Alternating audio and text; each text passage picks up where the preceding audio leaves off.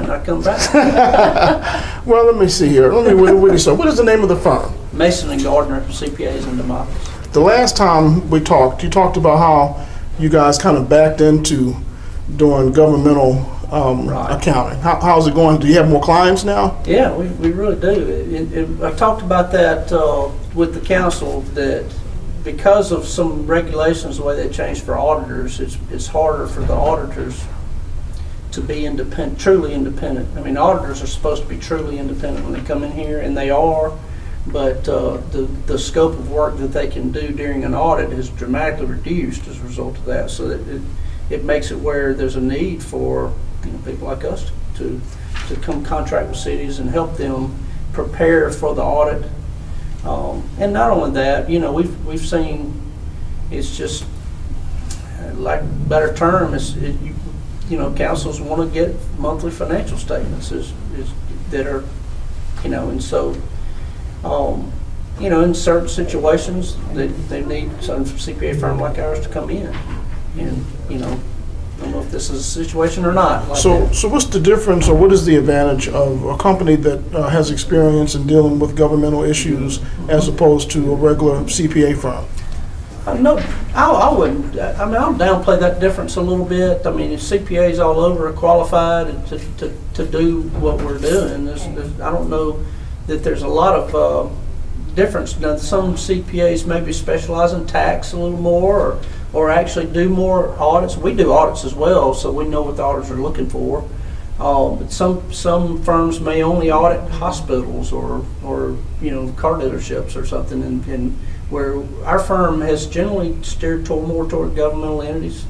So we've got several governments that we work with, and so I feel like we've got a little bit of a niche in that. And so, and I'm not going to be much longer. What at the end of the day, what kind of issues are you finding faces small rural city governments? They're all facing the same problem: declining revenue, and sales taxes are declining for a variety of reasons. Whether it's the population's less than it used to be, or Amazon is taking over the sales taxes, or declining property tax values. All those things are coming into play, but yet the services still have to remain. And we've got to fund a police department, a fire department, and the public works, and so all these services continue the way you and I expect them to. We really expect to pick up the phone, call 911, and have a police officer show up pretty quick. But to do that, there's less of us here to fund it, and so that's the struggle that all of just about every town in this area is facing. Really, is that declining population, declining sales tax base. So, in a nutshell, then, when you give the council, or city or county governments the financial information they need, they tend to make better decisions. Well, these are not easy decisions. They're very difficult decisions to not renew a position, for example, and trying to decide, how are we going to fit a smaller revenue into the expenses that we have.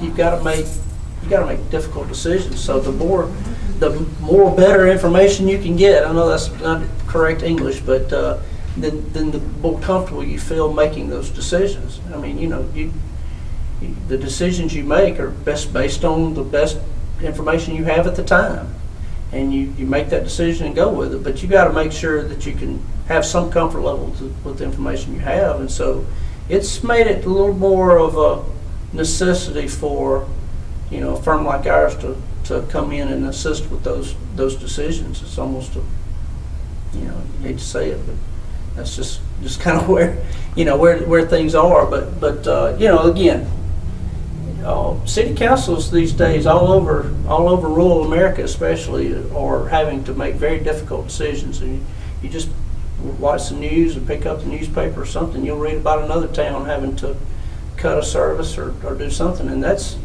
tough. It's tough on a lot of people, but that's sort of where we are right now until something changes.